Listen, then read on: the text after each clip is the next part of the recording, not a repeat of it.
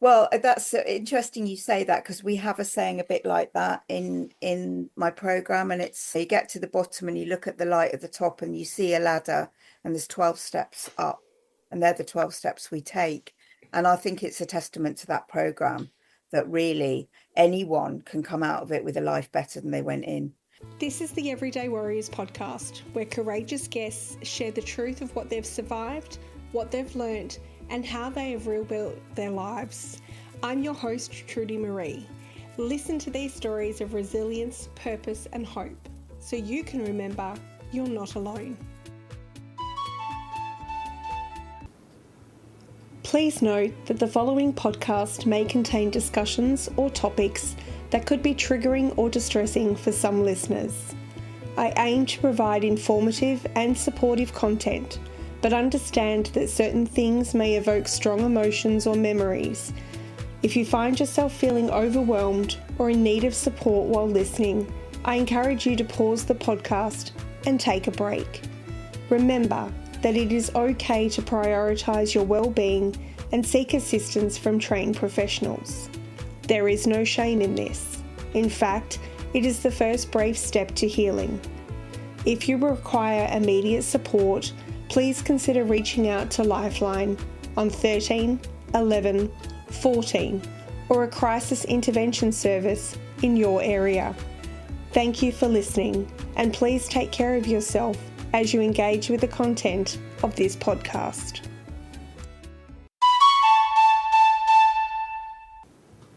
Love the Everyday Warriors podcast? It would mean the world to me if you were to leave a 5-star review to ensure that the Everyday Warriors podcast is heard by more listeners around the world.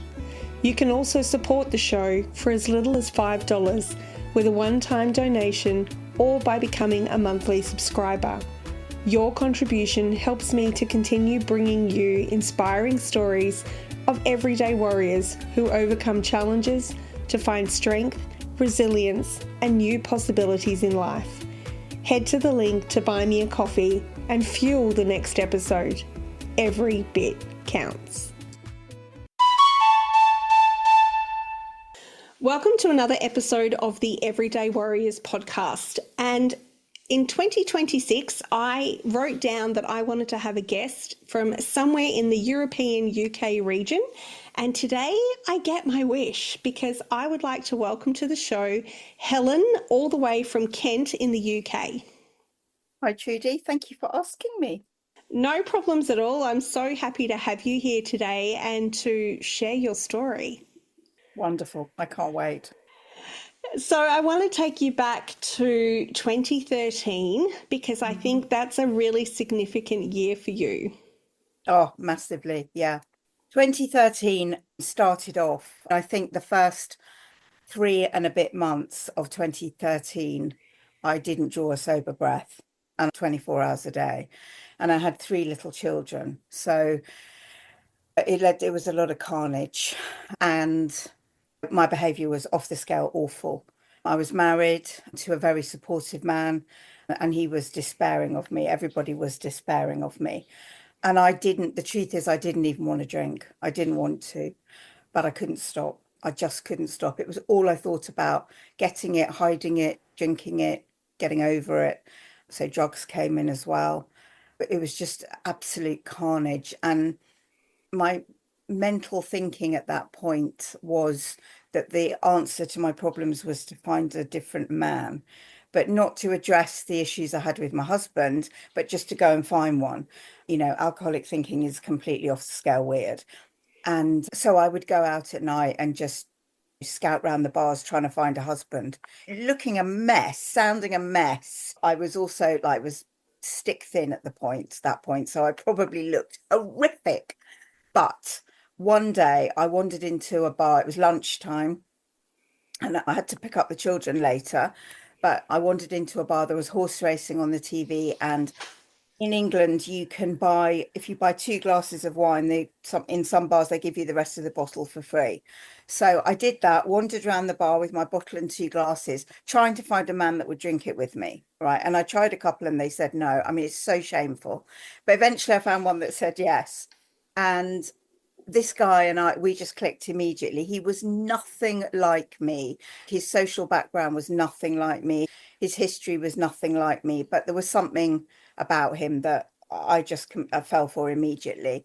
And for the next 3 weeks, I snuck him in to my house, and we just started this completely, well, what I thought was a love story. And at the end of that 3 weeks, I had left the family home one night, gone to a hotel, met him, and unbeknown to me, my husband was tracking my phone, found me, and he and my sister, who's 10 years older than me, walked into the hotel room, which obviously was a bit of a shock. And he said to me, come home now, or you won't see the children again, and all your money will be cut off. And in my alcoholic haze, I just thought, yeah, whatever. But I went back the next day and he'd gone and he'd taken the children and he'd turned his phone off. And I was too scared to call anyone to find out where they were because I was too ashamed of what I'd done. So I just wandered around this house in a fog, drinking, but nothing was, no ease and comfort was coming to me. It was just drinking to get drunk. And on the Thursday, he came back with the children and he said to me, oh God, I'll never forget it. He said to me, the children don't like you. They love you, but they don't like you. They're scared of you. And that, it just sent a dagger into my heart. And I realized that this had to stop. But I didn't know how to stop. I tried so many times to stop and I just couldn't. And my husband said to me, there's a number of a treatment centre on your desk. Go and call them, or that's it. I'm going to take children away. So I called them. That was on the Thursday, and I started in rehab on the Saturday. Absolutely terrified, no idea what was going on. And I was very fortunate because the rehab I went to practiced a 12-step program and I got sober in there. I was in there for a month and the children didn't want to come and see me. They came once, but they didn't want to come and see me. And all this time, we weren't allowed our phones for the first week. But as soon as we were, I was messaging this guy that I'd met because he didn't know where I'd gone. Like I just vanished off the face of the earth and he thought I'd told him to go away. And I said, no, I've just been sent off to rehab. I'll see you when I get back. And when I got back to my home, it was like I was in a different world because I had no concept of what an alcoholic was. I didn't know it was an illness. I thought it was just me being bad. I didn't know that I had no choice. I didn't know anything. But what I did know, what I did find out was that if I practiced my program and I did everything that was suggested, I was going to stay sober.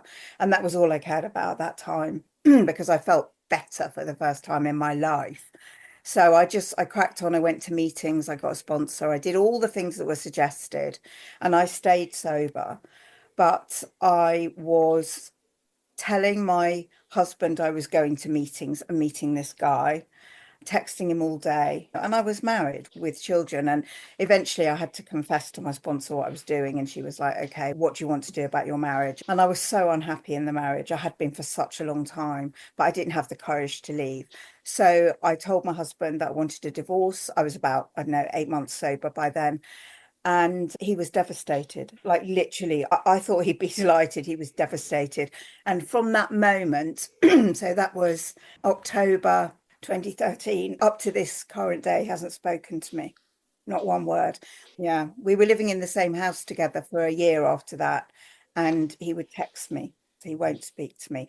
And even we've had a few problems in the last month with one of my daughters, and he still won't speak to me. He blames me, he hates me, he's cross with me. Yeah, completely went. So what I did was I moved in with this other guy.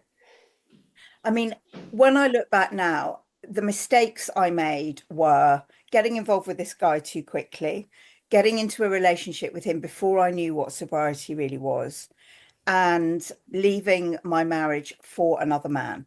I should have just taken time for me, but I couldn't. I was so scared. And since I went into the program, everybody abandoned me. No friends or family would speak to me. So I had no one except him. And I literally clung on to him like a life raft, thinking that he was the answer to my life. It's But interesting that you say that. Like you said, you lost all your support around you.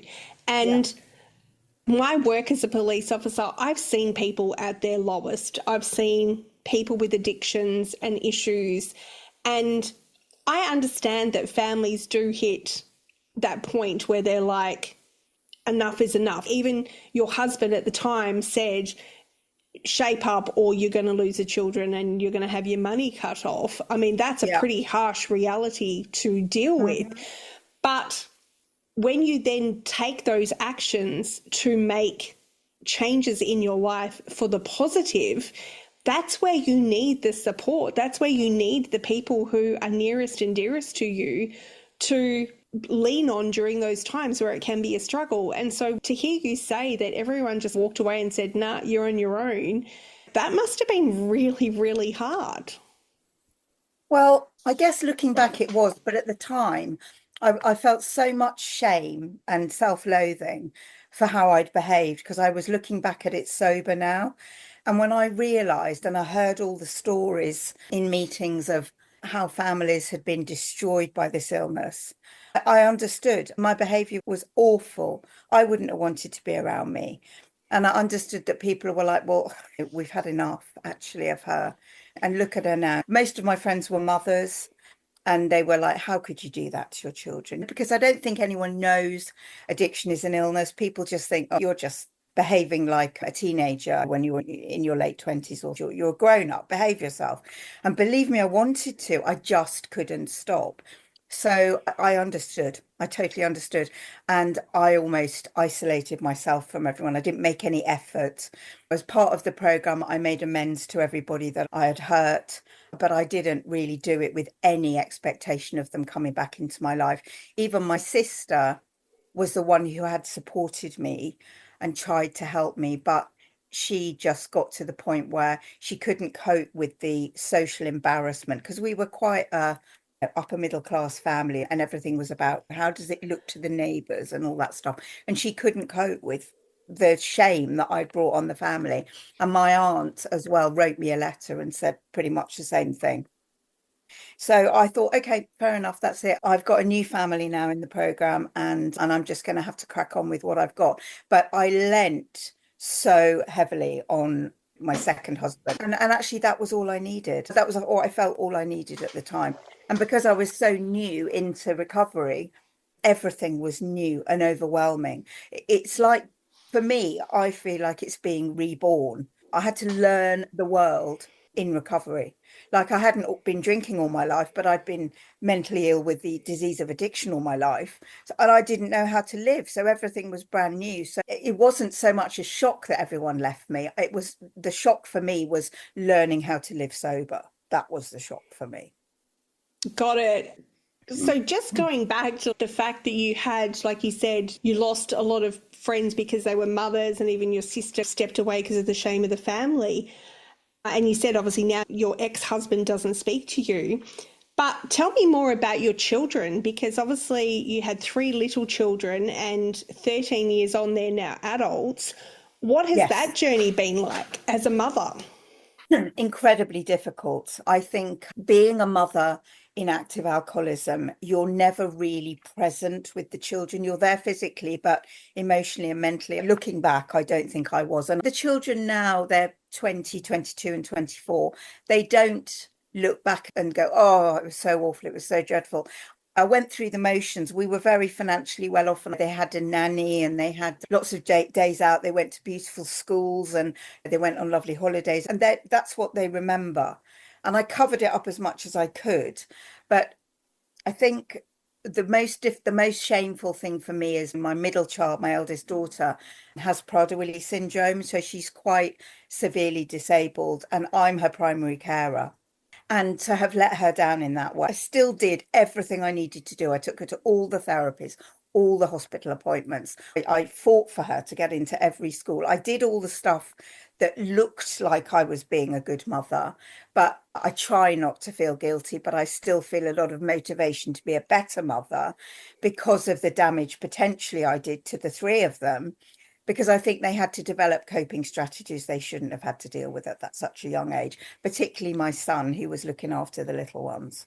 So, That's such a responsible place to come from because it's one thing to go through this journey and see, okay, areas of your life that you could have done better, but to actually stand and own that and say, you know what, I could have potentially caused other issues. And especially when you're dealing with a child with special needs. I've never heard of this syndrome before. So could you share a little bit more about what it Yeah, actually is that she has? sure. So it's an abnormality of the 15th chromosome caused by the sperm. So I guess what would happen would be the zooming sperm would find the egg, but the egg will reject the chromosome 15. So she has double chromosome 15 from me. And in a similar way to Down syndrome, it's completely random. Nobody knows why or how it happens. I thought when she was born it was because I drank. I really thought. I blamed myself for like a year until I knew that that was impossible. So how it presents is she was very, very tiny and floppy when she was born. They thought she had cerebral palsy. We had an MRI. It wasn't that. And as she began to thrive and grow, she ate loads. Like she'd gone from being tiny to a really chubby sort of 9 month old. And we had genetic testing and they told us it was Prader-Willi syndrome. I'd heard about it once, but I didn't know anything about it. How it presents is hypertonia, so 50% muscle tone to what we would have, very slow metabolism.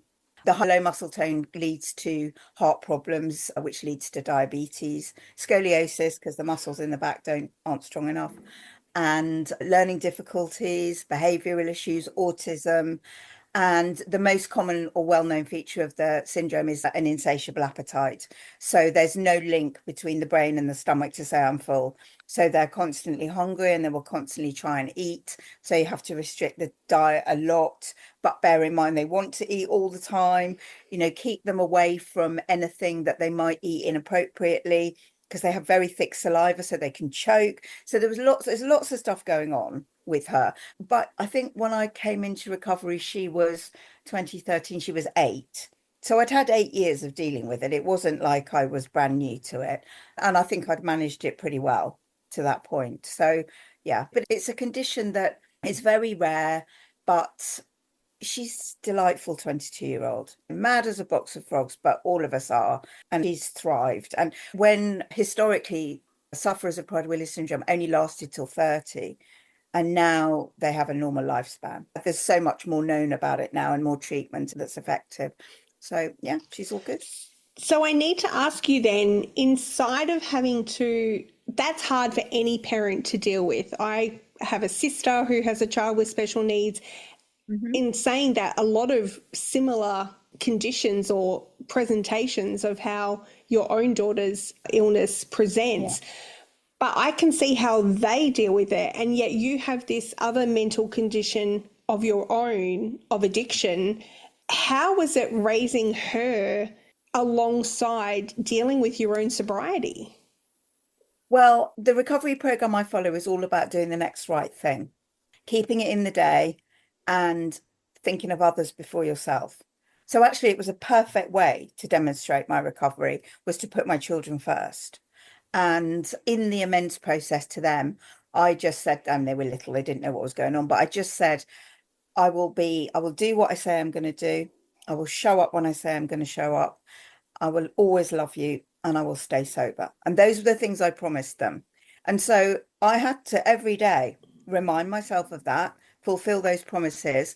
And I have done. That's the amazing thing about this is that recovered alcoholics, I think, make the best mums. Apologies to anyone who's not a recovered alcoholic, but considering we're so awful when we're drinking, I just feel now that I'm more open, I'm more able to talk to them on a totally honest basis. I've been completely honest with them about my illness and my recovery, and they've embraced it. And it's a spiritual way of life, nothing to do with religion, but it's all about the care of others and concern for others and helping others. And I've been able to demonstrate those principles with my children first and foremost, actually.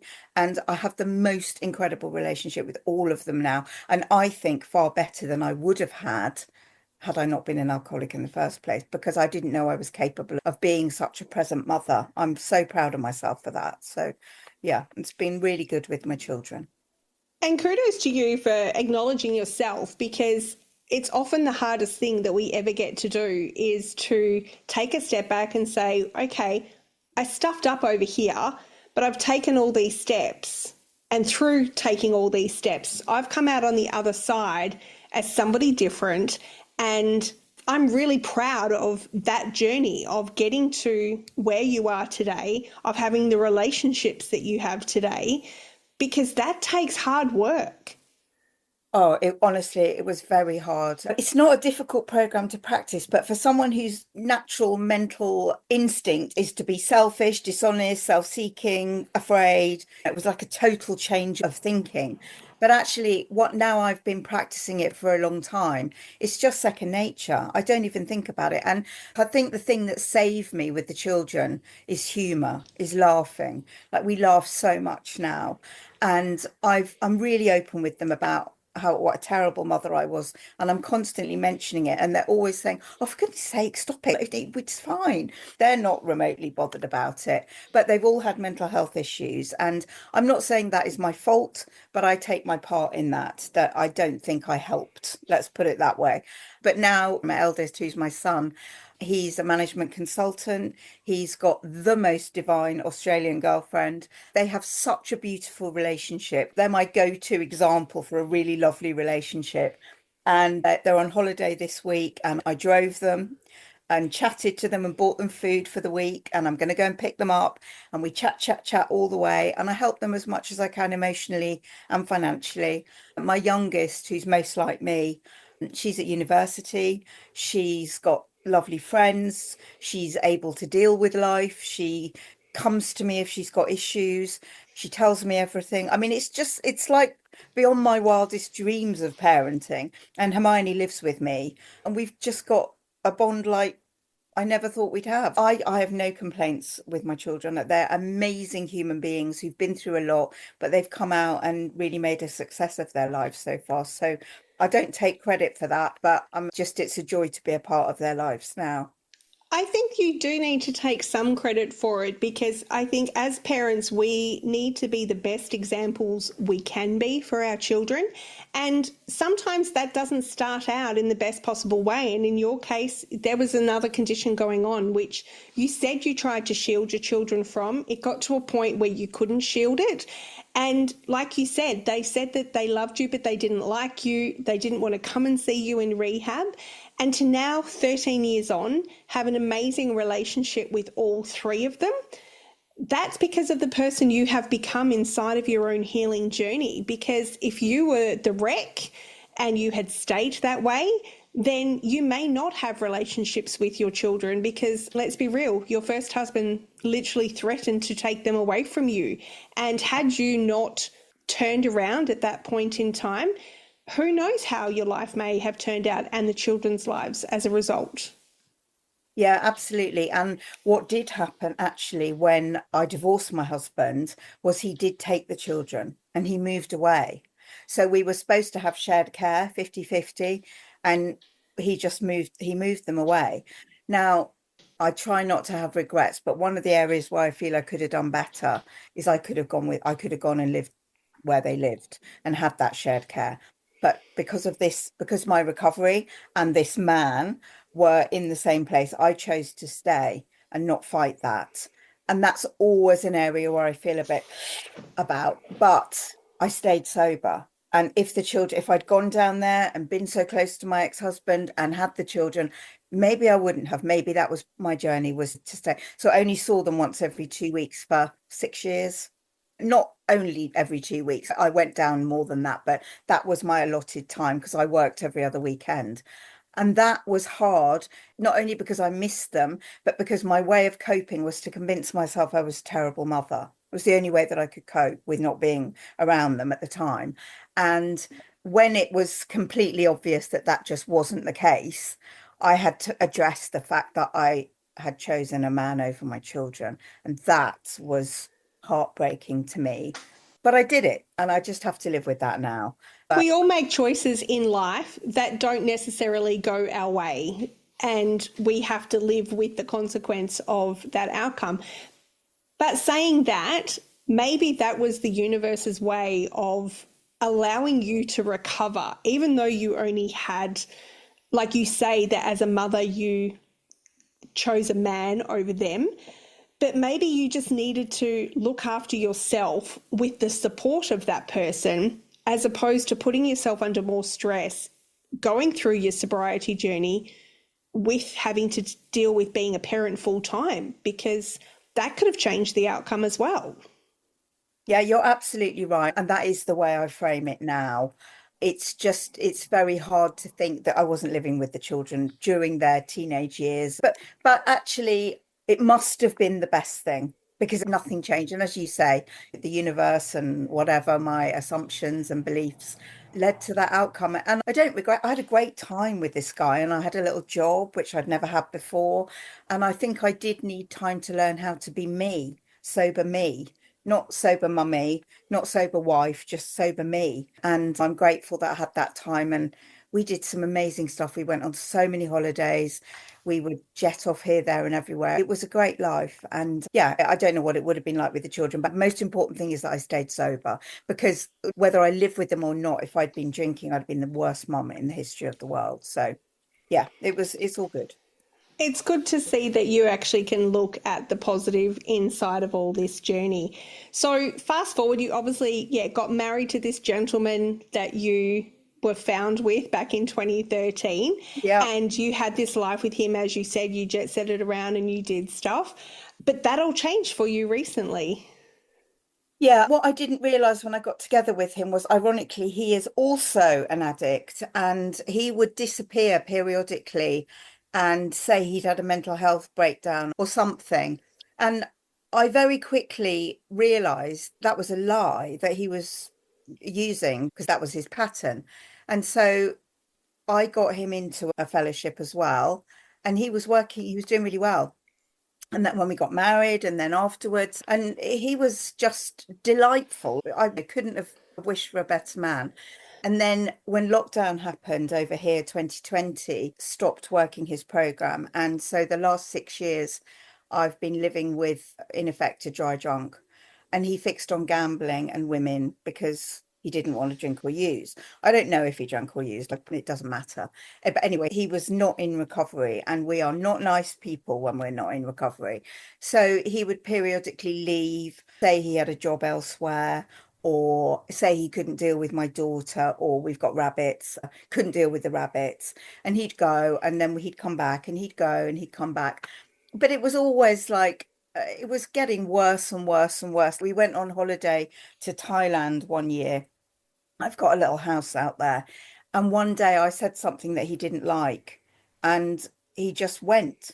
And we were 5 days into a 2 week holiday, and he just disappeared. He took everything, all the passports, all the money, everything, and drove off. And I didn't know where he'd gone. Turns out he'd gone to Cambodia, and I met him at the airport. And he's always really sorry.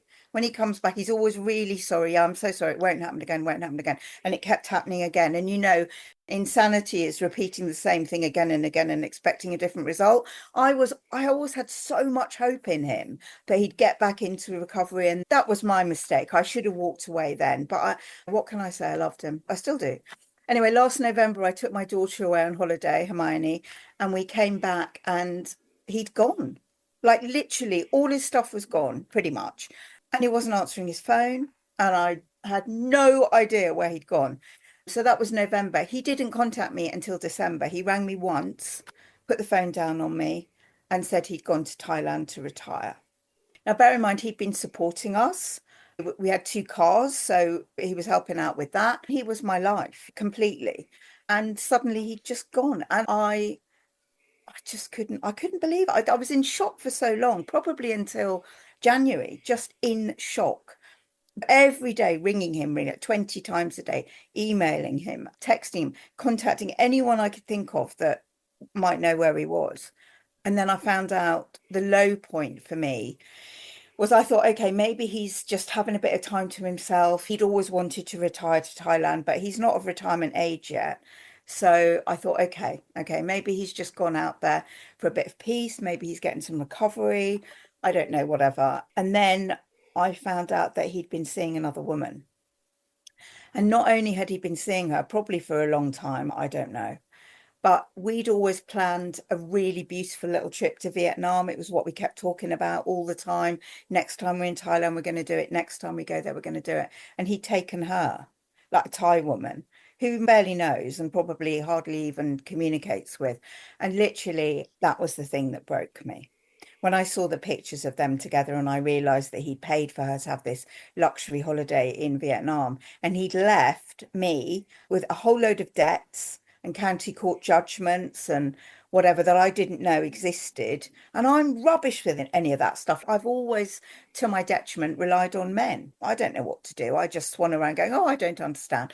And so I was left with all this stuff and I had to contact police and citizens advice and lawyers. I didn't know what was going on. So I just went through the motions for the rest of November and December and January, just trying to deal with all this stuff and pushing it to the side, hoping he'd just appear one day. And when I saw him with this woman in February, it was just kind of like, oh my God, okay, he's not coming back. He's definitely not coming back. This is all on you now, Helen. So I sat on the floor. Ironically, it was the day after Valentine's Day. And I sat on the floor and I just thought, right, I can't do this anymore. I can't do this anymore. I've given up so much for this man and I've helped him in so many ways.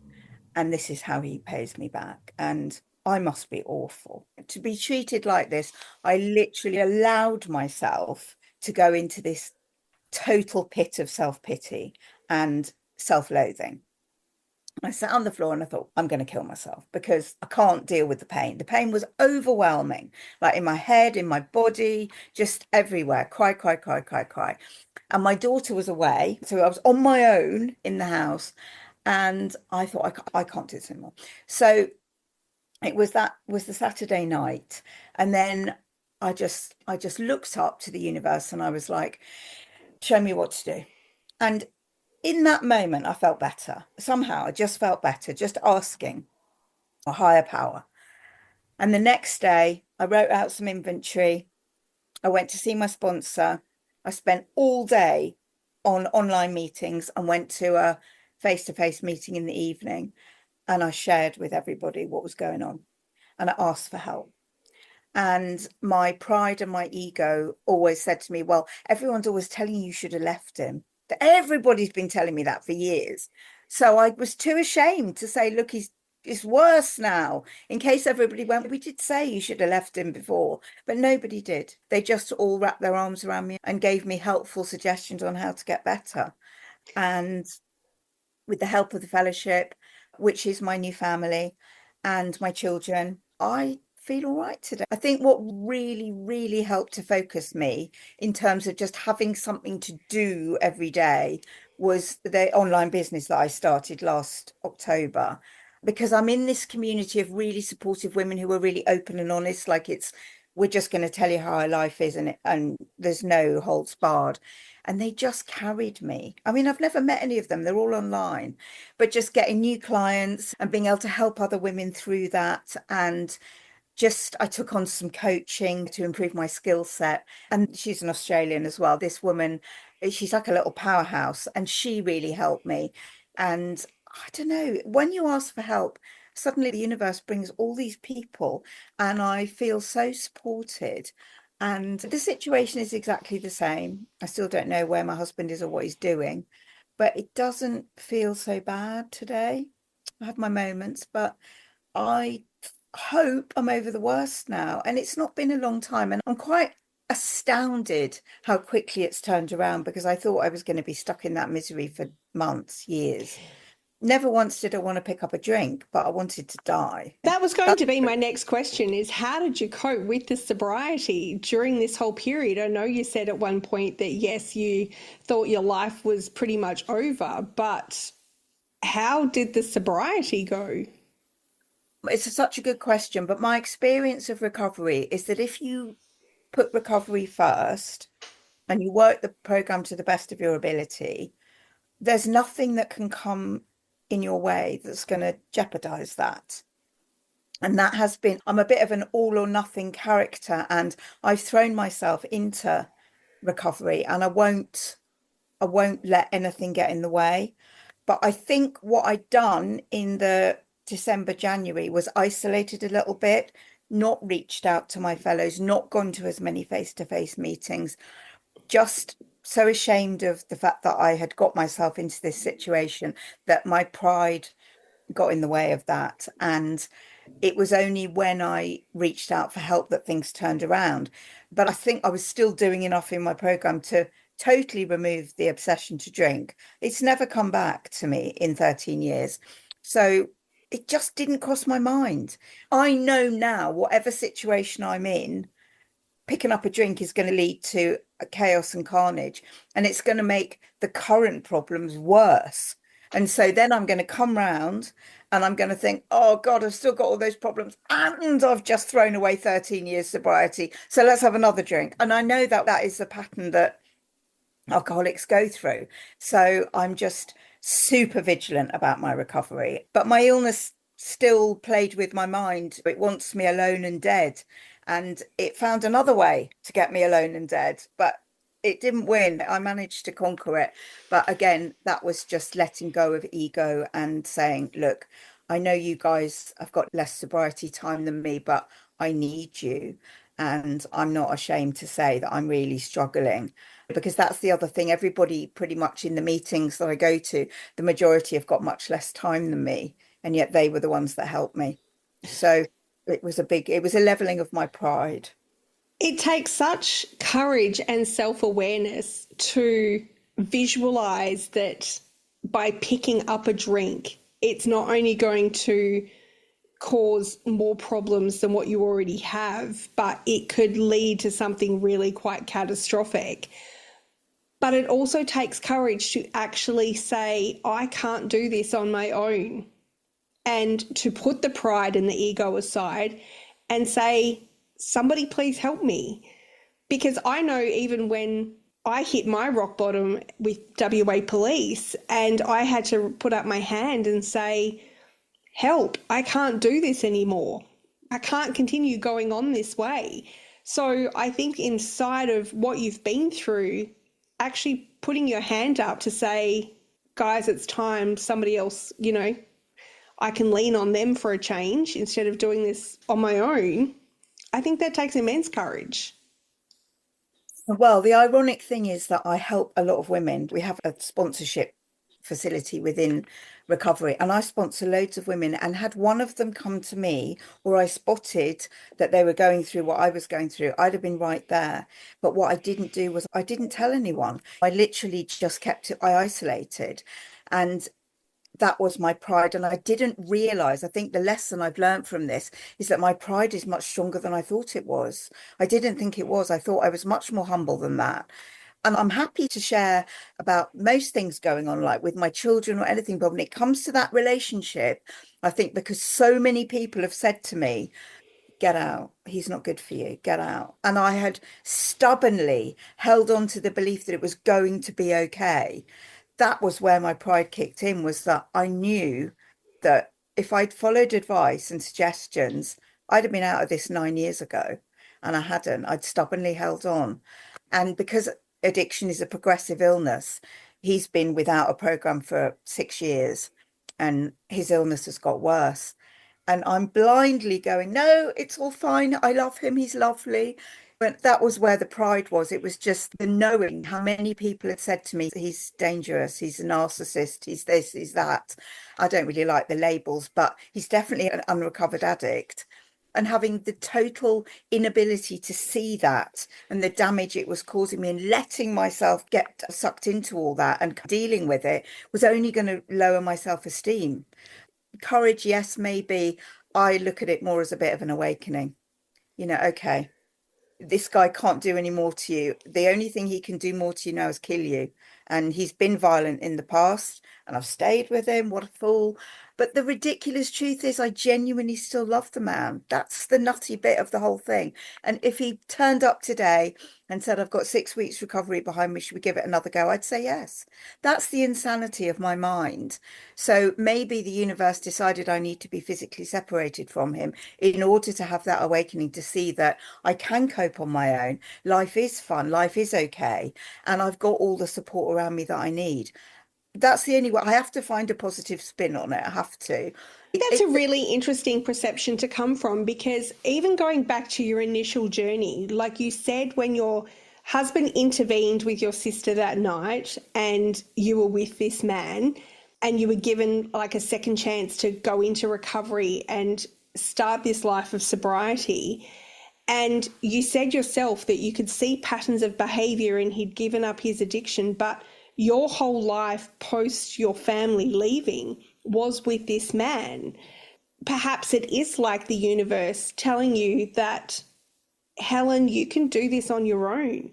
You are strong enough. You are brave enough. And maybe even that, yes, you are worthy enough. Yeah, who knew?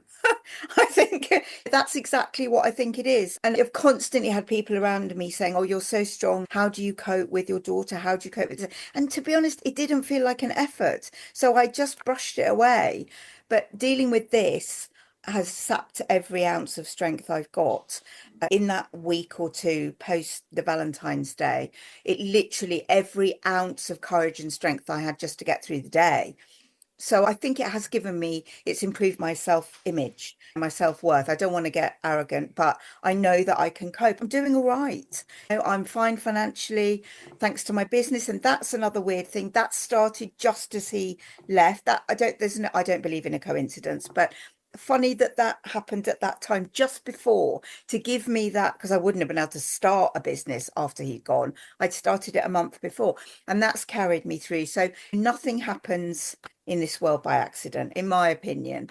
If you're in tune with and able to see that things are happening for you, not against you. I'm looking at all this as a journey to something, and I'm really hoping I get there soon.